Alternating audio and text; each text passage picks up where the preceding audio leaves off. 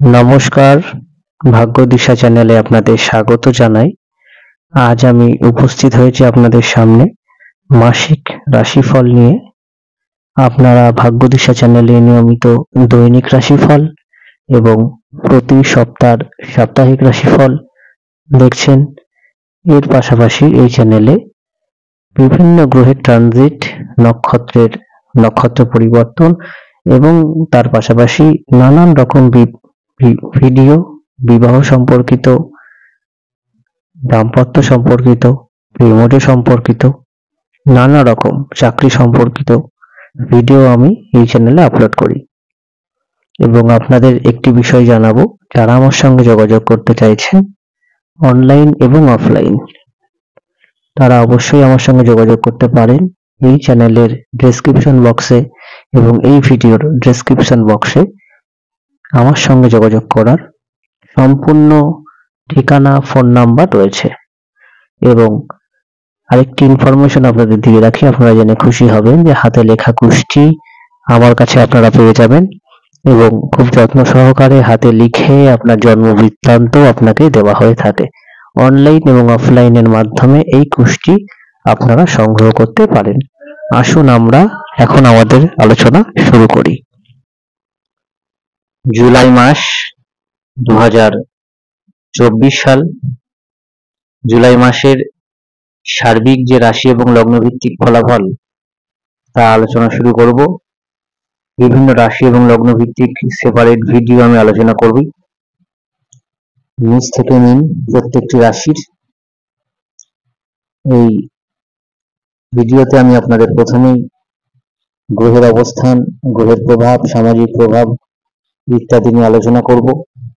তারপর আপনাদের রাশি এবং লগ্ন সাপেক্ষে যে ফলাফল, আপনাদের ব্যবসা, বিবাহ, দাম্পত্য, চাকরি, ইনভেস্টমেন্ট, সম্পর্ক, সন্তান ইত্যাদি সকল বিষয় নিয়ে আপনাদের অবগত করব। জুলাই মাস 2024 সাল, এই বছরে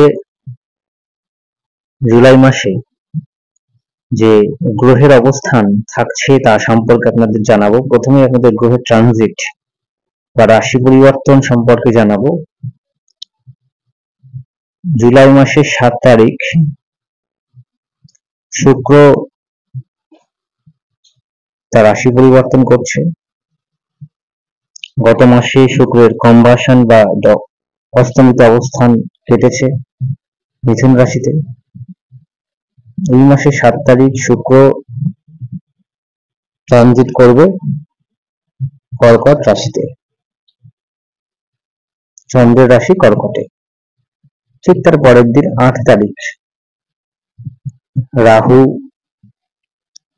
তার নক্ষত্র পরিবর্তন করবে, অর্থাৎ এতদিন রেবতী নক্ষত্রে রাহুর অবস্থান ছিল, সেই রেবতী নক্ষত্র ত্যাগ করে রাহু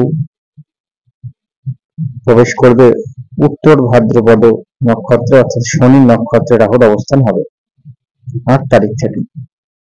12 তারিখ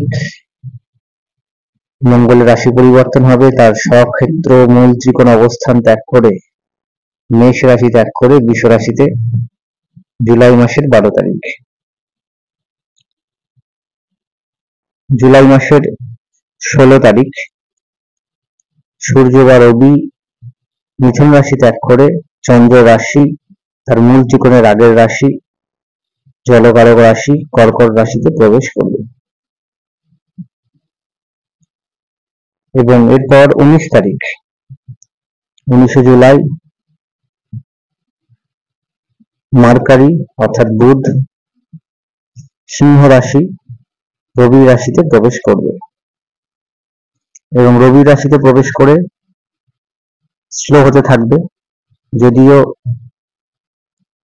এই মাসে আপনারা লক্ষ্য করবেন 19 তারিখে ট্রানজিট হচ্ছে বুধের, অর্থাৎ 19 দিন সে কর্কট রাশিতেই থাকবে। কিন্তু বুধ একটি রাশিতে 15 থেকে 16 দিন অ্যাভারেজলি থাকে, সেটা স্বাভাবিকভাবেই কর্কট রাশিতে অবস্থান সময় বুধের গতি অনেকটাই আস্তে আস্তে ধীরে ধীরে কমেছে এবং তারপর খুব অল্প পরিমাণ মার্গী গতিতেই সে কর্কট রাশি ত্যাগ করে সিংহ রাশিতে প্রবেশ করবে।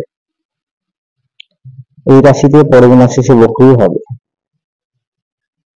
এরপর এই মাসের শেষ যে ট্রানজিট, মেজর ট্রানজিটের মধ্যে এই মাসের শেষ দিন অর্থাৎ 31শে জুলাই আবার শুক্রের রাশি পরিবর্তন আমরা লক্ষ্য করব, অর্থাৎ কর্কট রাশিতে ত্যাগ করে সিংহ রাশিতে প্রবেশ করবে শুক্র। এই মাসের 7 তারিখ কর্কটে প্রবেশ করবে এবং এই মাসের 31 তারিখ কর্কট থেকে সিংহতে প্রবেশ করবে শুক্র। এই হলো এই মাসের যে গ্রহগত অবস্থান তা। এবং এছাড়াও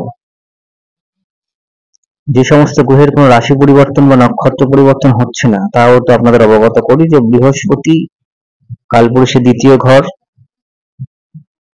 সেখানে অবস্থান করছে বৃষ রাশিতে এবং তার দৃষ্টি কন্যা, বৃশ্চিক এবং মকরে থাকছে। কেতু অবস্থান করছে কন্যায়, তার দৃষ্টি মকর, বৃষ এবং মীনে থাকছে। শনি বক্রগতি প্রাপ্ত হয়েছে গত মাসে, এই মাসের শুরু থেকে সে গতি নেবে বক্রগতিতে। কুম্ভ রাশিতে অবস্থান করছে শনি বক্র হয়ে।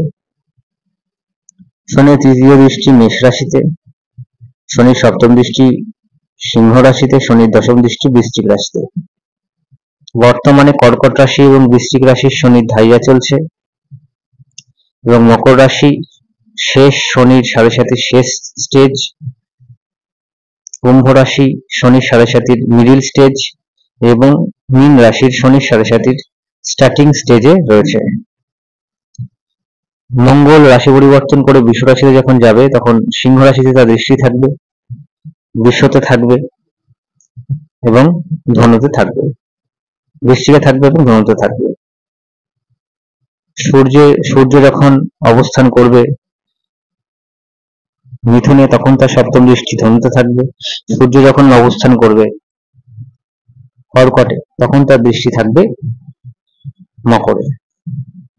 এছাড়া শুক্র যখন অবস্থান করবে মিথুনে সপ্তাহের প্রথম 7 দিন তখন তার দৃষ্টি থাকবে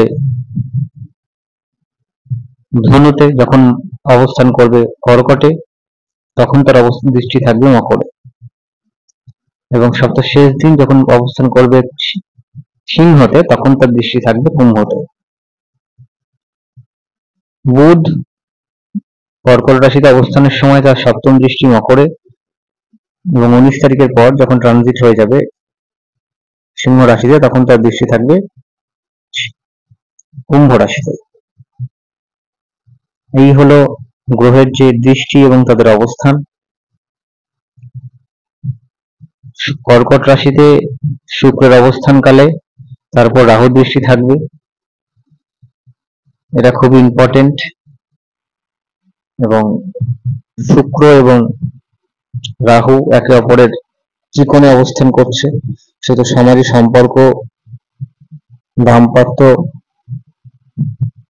বিজনেস, ইন্ডাস্ট্রি ইত্যাদি, ইলেকট্রনিক্স এই সমস্ত সেক্টরে বিশেষ প্রভাব বিস্তার করবে রাহু এবং শুক্র একত্রে। এছাড়া বলবো যে বৃহস্পতি রোহিণী নক্ষত্রে অবস্থানের সময় কেতু এবং বৃহস্পতি একে অপরের ত্রিকোণে অবস্থান করছে। মঙ্গলের উপর যতদিন না 12 তারিখ অব্দি মঙ্গল মেষ রাশিতে থাকবে তখন মঙ্গলের দৃষ্টি কর্কট, তুলা এবং বৃশ্চিকে থাকবে এবং মঙ্গলের উপর দৃষ্টি থাকবে শনির তৃতীয় দৃষ্টি। সেহেতু এই সময় প্রাকৃতিক দুর্যোগ, ভূমিকম্প, অগ্নিসংযোগ গত মাস থেকে আপনারা বিভিন্ন জায়গায় খবর পেয়েছেন, তা কিন্তু অনেকটাই লক্ষ্য করা যাবে। এই হলো গ্রহের যে অবস্থান জুলাই মাসে, তা আমি আপনাদের সামনে তুলে ধরলাম। জেনারেল ভাবে যদি আপনাদের বলি, জুলাই মাস 2024 সালে প্রথমেই আপনাদের প্রাকৃতিক যে পরিবর্তন যার সম্ভাবনা রয়েছে, যদিও প্রাকৃতিক দুর্যোগ এ সম্পর্কে বলার অনেক বাধ্যবাধকতা রয়েছে, তবুও আপনাদের বলি ধস নামা বিভিন্ন জায়গায় পাহাড়ি এলাকায়, তার পাশাপাশি ভূমিকম্প, অগ্নিসংযোগ, অতি পরিমাণে বৃষ্টি ইত্যাদির কিন্তু প্রবল সম্ভাবনা থাকছে জুলাই মাসে। যদিও তা আমাদের ভারতবর্ষ বা পূর্ব পূর্ব দিকে পূর্ব ভারতে সম্ভাবনা যদিও কম রয়েছে। এই গ্লোবালাইজ এফেক্ট হিসেবে আমি যদি বলি, এই বছর এই মাসে বিভিন্ন রকম প্রাকৃতিক দুর্যোগের কিন্তু প্রবল সম্ভাবনা থাকছে। আবহাওয়ার পরিবর্তন এদিকে যদি আমরা নজর দিই, বৃষ্টি হলেও বা হাওয়ার গতিবেগ বাড়লেও যে গৃহ বা পরিবেশের যে তাপদাহ, সেই দাবদাহ বা তাপ অনেকটাই বজায় থাকবে।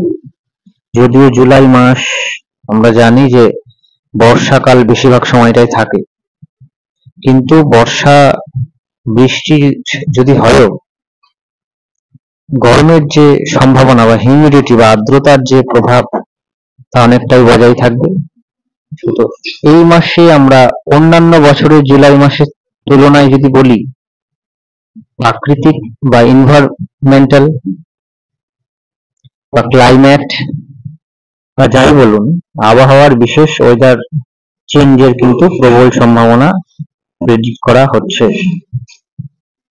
যেখানে যেখানে প্রয়োজন আছে বৃষ্টির, সেখানে পর্যাপ্ত বৃষ্টির না হওয়া, এবং যেখানে বৃষ্টির প্রয়োজন নয় অকারণে প্রচুর বৃষ্টি হওয়া, এর যোগ কিন্তু লক্ষ্য করা যাচ্ছে, যার আভাস আমরা বিগত মাসগুলো থেকেই লক্ষ্য করছি। সমাজের বা পৃথিবীর বিভিন্ন দেশে, ভারতবর্ষের বিভিন্ন প্রান্তে তা লক্ষণীয় হচ্ছে। এই সময় মানুষের ইন জেনারেল যদি বলি, মানুষের মধ্যে ধৈর্য, মানুষের মধ্যে একাগ্রতা, তা কিন্তু এর অভাব অনেকটাই লক্ষ্য করা যাবে। এছাড়া এই মাসে মানুষের মুখের বাক সংযমের ইন জেনারেল যদি বলি, অনেকটাই অভাব বা বিচ্যুতি লক্ষ্য করা যাবে। অ্যাক্সিডেন্টের কিন্তু প্রবল সম্ভাবনা এই মাস জুড়ে রাশি লগ্ন ভেদ করে ইন জেনারেল ভাবে আমি আপনাদের বলতে পারি, সেই দিকটা যাদের সাড়ে সাথী ধাইয়া চলছে তারা অবশ্যই অ্যাক্সিডেন্টাল যে টেন্ডেন্সি, সেই দিকটা অবশ্যই নজর রাখবেন। আমি এরপরে রাশি এবং লগ্ন ভিত্তিক আপনাদের জানাবো আরো ডিটেলসে।